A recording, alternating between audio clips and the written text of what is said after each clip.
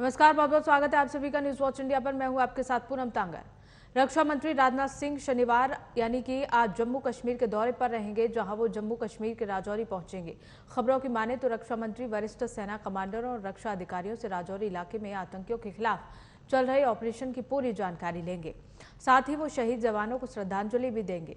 बता दें कि एक दिन पहले इसी जगह पर आतंकवादियों के घात लगाकर किए गए विस्फोट में 5 जवान शहीद हुए थे। वहीं आज भी आतंकियों और सेना बलों में मुठभेड़ जारी है।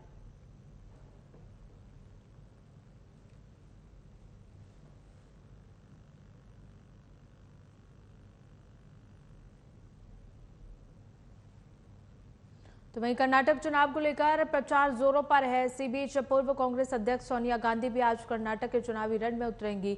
वो हुबली जिले में एक चुनावी रैली को संबोधित करेंगी। सोनिया पहली बार कर्नाटक विधानसभा चुनाव में कांग्रेस के लिए प्रचार करती हुई नजर आएंगी। सोनिया लंबे समय बाद किसी चुनाव प्रचार में नजर आने वाली है और बेलारी में बड़ी रैली करेंगी। बता दें कि कर्नाटक की 224 सदस्यीय विधानसभा के लिए 10 मई को एक चरण में मतदान होगा और परिणाम 13 मई को घोषित किए जाएंगे। राहुल गांधी भी बेलगावी में जनसभा को संबोधित करेंगे और कल बेंगलुरु में रोड शो करेंगे।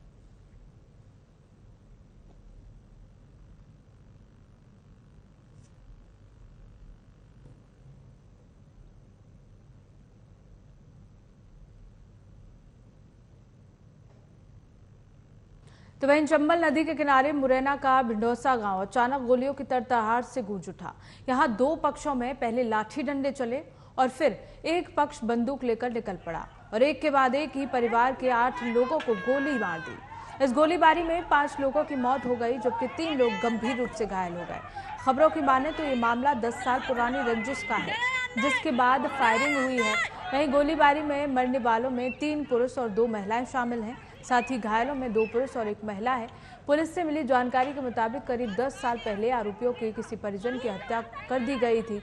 वहीं जानकारी के अनुसार लेपा गांव में धीर सिंह और गजेंद्र सिंह के परिवार के बीच विवाद चल रहा था। धीर सिंह के परिवार के 2 लोगों की साल 2013 में हत्या कर दी गई थी और इस हत्या का आरोप गजेंद्र सिंह के परिवार पर लगा था।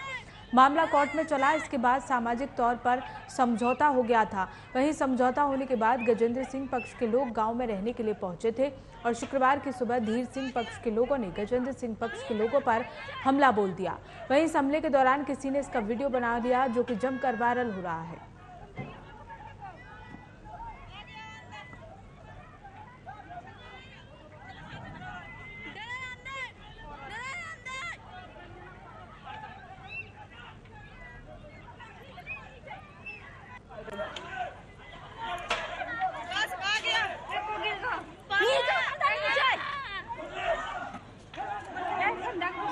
तो तस्वीरों में देखिए किस तरह से एक के बाद एक तड़ातड़ गोलियां एक युवक द्वारा मार दी जाती हैं। देखिए किस तरह से खुलेआम ये युवक हाथों में बंदूक लेकर एक के बाद एक लोगों पर गोली चला रहा है।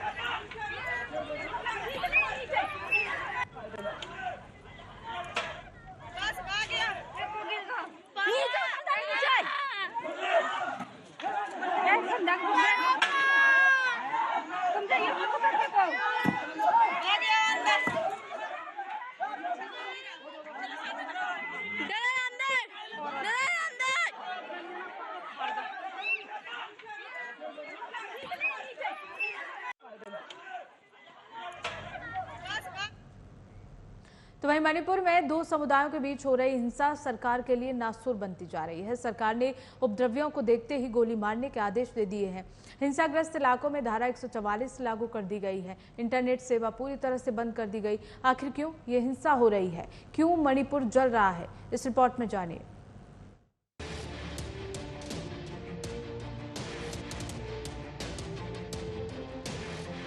मणिपुर जल रहा है और सियासतदान चुनाव प्रचार में व्यस्त हैं। एक सामुदायिक चिंगारी शोले का रूप ले रही है। सरकार ने उपद्रवियों को गोली मारने का आदेश दे दिया है। उपद्रव को देखते हुए 8 जिलों में कर्फ्यू लगा दिया गया है। हिंसाग्रस्त इलाकों में धारा 144 लागू है। पूरे राज्य में 5 दिनों के लिए इंटरनेट सेवा बंद कर दी गई है। हालात को काबू करने का लगातार पुलिस प्रयास कर रही है। 9000 से अधिक लोगों को शिफ्ट किया जा चुका है। मैतेई समुदाय और आदिवासियों के बीच हिंसक झड़पें हो रही हैं। आखिर क्यों हो रही है हिंसा, क्यों जल रहा है मणिपुर? मैतेई समुदाय की सरकार से मांग है कि उन्हें अनुसूचित जनजाति में शामिल किया जाए। हाई कोर्ट ने मैतेई समुदाय की मांग पर राज्य सरकार को विचार करने का निर्देश दिया है और 4 महीने के भीतर रिपोर्ट सौंपने के लिए कहा है। इसी आदेश के बाद मैतेई समुदाय और आदिवासियों के बीच भीषण संग्राम जारी है। मैतेई समुदाय की आबादी राज्य में 53% है। ये मुख्य रूप से मणिपुर घाटी में रहते हैं। ये बीते 10 साल से एसटी में शामिल होने की मांग कर रहे हैं और आदिवासी समुदाय के लोग लगातार इसका विरोध कर रहे हैं। सरकार हालात को काबू में करने का प्रयास कर रही है। गृह मंत्री अमित शाह ने सूबे के सीएम बीरेन सिंह से बातचीत की। इस बीच कांग्रेस प्रवक्ता सुप्रिया श्रीनेत ने बीजेपी पर जमकर निशाना साधा। उन्होंने कहा कि मणिपुर जल रहा है और बीजेपी कर्नाटक में चुनाव प्रचार कर रही है। देश की विडंबना है और दुर्भाग्य है कि देश के प्रधानमंत्री और गृह मंत्री कर्नाटका में इतने व्यस्त हैं, वोट की राजनीति में इतने व्यस्त हैं कि मणिपुर जल के स्वाहा हो जाए उनको फर्क नहीं पड़ता। उनको मतलब सिर्फ वोट से है, वोट वोट और वोट। लेकिन आज सवाल पूछना पड़ेगा और सवाल पूछना जरूरी है। मणिपुर में दंगे पूरी तरह से सांप्रदायिक हो चुके हैं। धार्मिक संस्थानों पर हमला हो रहा है, लोगों पर हमला हो रहा है, चुन चुन के मारा जा रहा है, अगजनी के मामले सामने आ रहे हैं। जो लोग हमारा मजाक उड़ाते थे चुनाव के पहले, कहते थे ये बॉर्डर स्टेट है, आम आदमी पार्टी से संभलेगा नहीं, बॉर्डर स्टेट है। आज हमसे तो बॉर्डर स्टेट संभल गया, उनसे मणिपुर नहीं संभल रहा। और जब मणिपुर में आग लगी हुई है, वो कर्नाटक के अंदर चुनावी रैलियां कर रहे हैं। बीते दिनों बॉक्सर एमसी मौरी कॉम ने भी ट्वीट करके प्रधानमंत्री नरेंद्र मोदी और गृह मंत्री अमित शाह से मदद मांगी थी। उन्होंने ट्वीट में लिखा था कि मेरा मणिपुर जल रहा है। उधर हिंसा के दौरान राजधानी इम्फाल में गुस्साई भीड़ ने बीजेपी विधायक पर हमला कर दिया। उनका अस्पताल में इलाज चल रहा है। दिल्ली से रैपिड एक्शन फोर्स की 5 कंपनियां भेज दी गई हैं। असम राइफल्स ने भी मोर्चा संभाल रखा है। सेना को शूट एंड साइड का ऑर्डर है। पूरे राज्य में कर्फ्यू है। सेना का फ्लैग मार्च जारी है। हिंसा के बाद लोग लगातार मणिपुर छोड़कर असम जा रहे हैं। वहीं असम के सीएम हेमंता बिस्वा शर्मा ने कहा है कि मणिपुर से आए हुए लोगों का पूरा ख्याल रखा जाएगा। गृह मंत्री अमित शाह ने राज्य के सीएम एन वीरेन सिंह से बातचीत करके मौजूदा हालात की जानकारी ली है और कर्नाटक में अपना चुनावी प्रचार रद्द कर दिया है। शाह लगातार मणिपुर के हालात पर नजर रखे हुए हैं। वहीं मणिपुर के सीएम ने एक वीडियो जारी करके पूरे राज्य में शांति बनाए रखने की अपील की है। न्यूज वॉच इंडिया के लिए ब्यूरो रिपोर्ट के साथ जयेंद्र कुमार।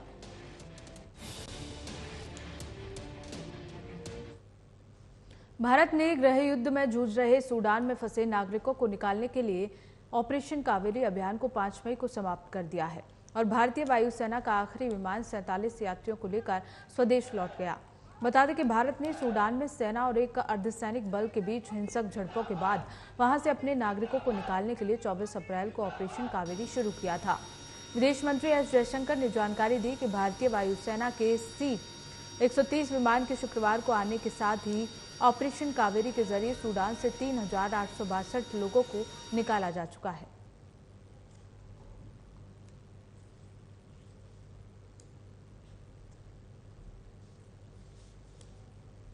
खबरों में आगे बढ़ेंगे। अमरोहा के नौगांव सादात थाना क्षेत्र में वन विभाग की लापरवाही का मामला सामने आया है। दरअसल रिहायशी इलाकों में तेंदुआ घुस आया, जिसके बाद ग्रामीणों ने तेंदुओं को घेर लिया और लाठी डंडों से बुरी तरह पीट दिया।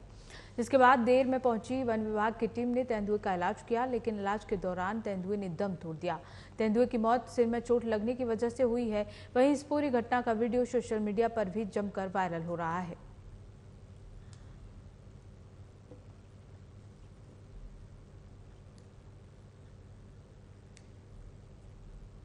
आगरा में आईपीएल के प्रेमियों के लिए बीसीसीआई की ओर से 6 और 7 मई को एक भव्य आयोजन किया जा रहा है। यह आयोजन जीआईसी ग्राउंड पर किया जा रहा है, जिसका नाम टाटा आईपीएल फन पार्क रखा गया है।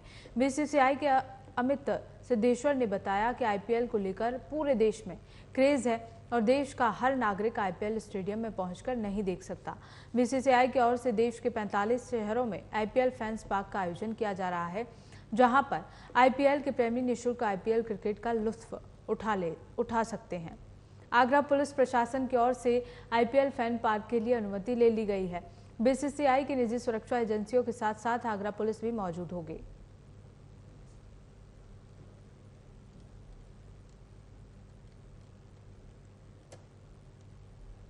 रालोद की पूर्व जिलाध्यक्ष कुसुम चाहर बीते शुक्रवार को बीजेपी में शामिल हो गई हैं।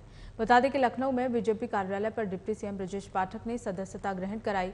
कुसुम चाहर का रालोद में लंबा सफर रहा है। वो 7 साल वेस्टर्न यूपी में रालोद महिला संगठन की अध्यक्ष रहीं। साल 2008 से 2012 तक आगरा में रालोद की जिलाध्यक्ष रहीं। इसके बाद वो साल 2022 में भी रालोद में फिर से जिलाध्यक्ष बनाई गई थी। पिछले विधानसभा चुनावों के दौरान ही उन्हें जिलाध्यक्ष पद से हटा दिया गया था, लेकिन वो पार्टी में बनी रही। कुसुम चाहर ने बताया कि वो पीएम मोदी और मुख्यमंत्री योगी की नीतियों से प्रभावित होकर रालोद छोड़कर बीजेपी में शामिल हुई हैं। बीजेपी देश के हित में काम कर रही है। बीजेपी में काम करते हुए उन्हें भी राष्ट्र के लिए अपना योगदान देने का अवसर मिलेगा।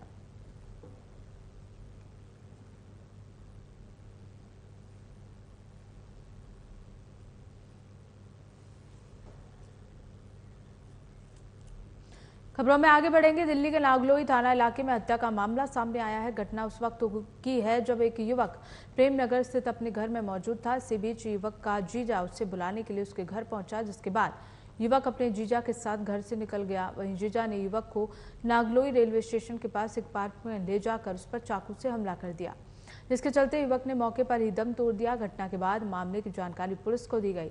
जानकारी मिलते ही पुलिस टीम भी मौके पर पहुंची, जिसके बाद घटनास्थल से शव को कब्जे में लेकर पोस्टमार्टम के लिए अस्पताल भेज दिया गया है और आगे की कार्रवाई की जा रही है। फिलहाल ये अभी तक साफ नहीं हो पाया कि आखिर जीजा अपने ही साले की जान का दुश्मन कैसे बन गया।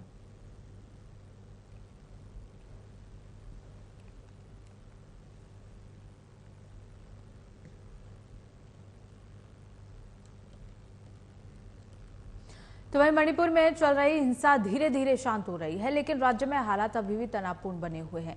आज हिंसा के बाद इम्फाल में पेट्रोल पंप के बाहर लंबी कतारें देखने को मिली। मामले की जानकारी देते हुए डीजीपी पी डोंगले ने कहा, सुरक्षा बलों की वजह से स्थिति में सुधार हुआ है और हमें सख्त आदेश मिले हैं कि हिंसा में योगदान देने वालों को बख्शा नहीं जाना चाहिए और उनके खिलाफ कड़ी कार्रवाई की जानी चाहिए। राष्ट्रीय जनता दल के राज्यसभा सांसद मनोज कुमार ने 5 मई को राष्ट्रपति द्रौपदी मुर्मू को एक पत्र लिखा। इस पत्र में उन्होंने मणिपुर में हाल ही में हुई हिंसा के बारे में गहरी चिंता व्यक्त की और इस राज्य में राष्ट्रपति शासन लगाने पर विचार करने का आग्रह किया। वहीं गृह मंत्री अमित शाह ने कर्नाटक विधानसभा चुनाव के अंतिम दौर में तय 5 सभाओं और रोड शो को रद्द कर दिया। शाह राज्य और केंद्र सरकार के शीर्ष अधिकारियों के लगातार संपर्क में हैं।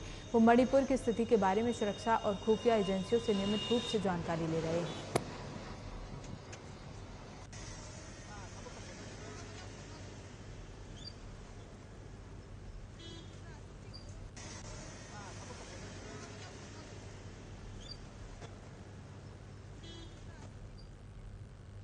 तो कोरोना को लेकर दुनिया भर को विश्व स्वास्थ्य संगठन ने बड़ी राहत दी है। डब्ल्यूएचओ ने कोविड को लेकर बड़ा ऐलान करते हुए कहा कि कोविड अब पब्लिक ग्लोबल हेल्थ इमरजेंसी नहीं रह गया है। इसको लेकर इमरजेंसी कमेटी की 15वीं बैठक में फैसला लिया गया।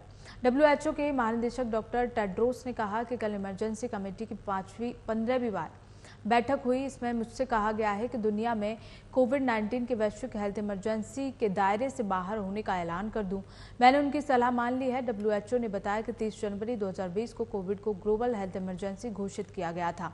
हालांकि डब्ल्यूएचओ ने साफ किया है कि कोरोना अभी भी ग्लोबल हेल्थ थ्रेट बना हुआ है।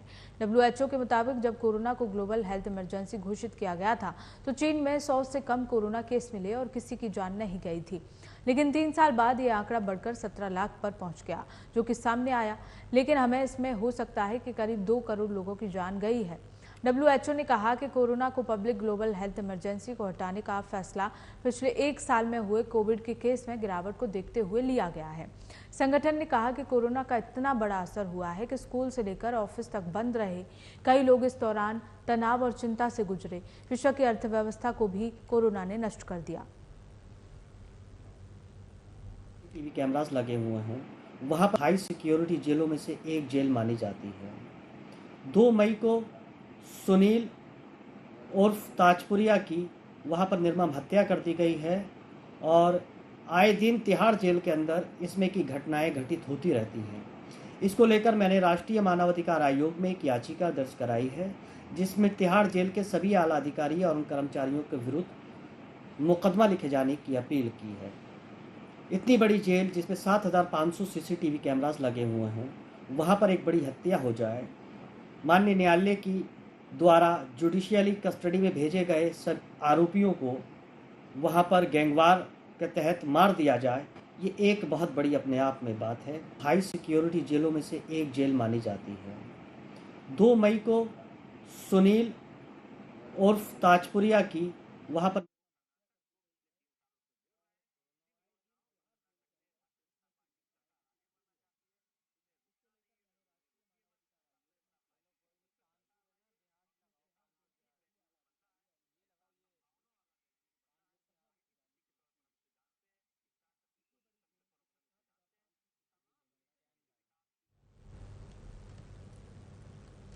तो मंत्री स्वतंत्र देव सिंह ने कानपुर देहात में बीजेपी उम्मीदवार के पक्ष में चुनाव प्रचार किया। उन्होंने कश्मीर की हालत को बेहतर बताते हुए कहा कि जिन बर्फ की चोटियों पर राहुल और प्रियंका बर्फ से खेल रहे हैं, उन वादियों में अब गोलियां नहीं चलती। वहां सेना के जवानों पर फूल बरसाए जाते हैं। केशव प्रसाद मौर्य पर अखिलेश के बयान पर प्रतिक्रिया देते हुए उन्होंने कहा कि जो बोल रहा है उसे बोलने दीजिए।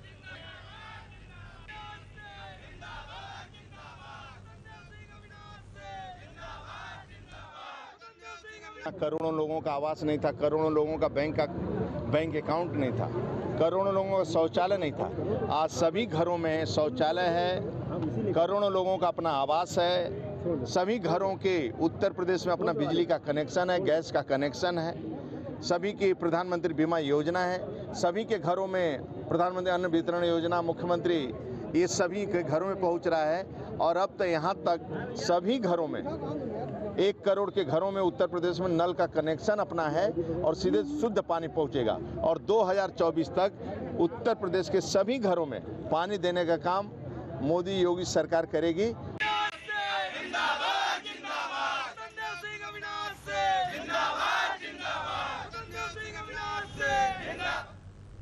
फिलहाल खबरों में बस इतना ही। देखते रहिए न्यूज़ वॉच इंडिया।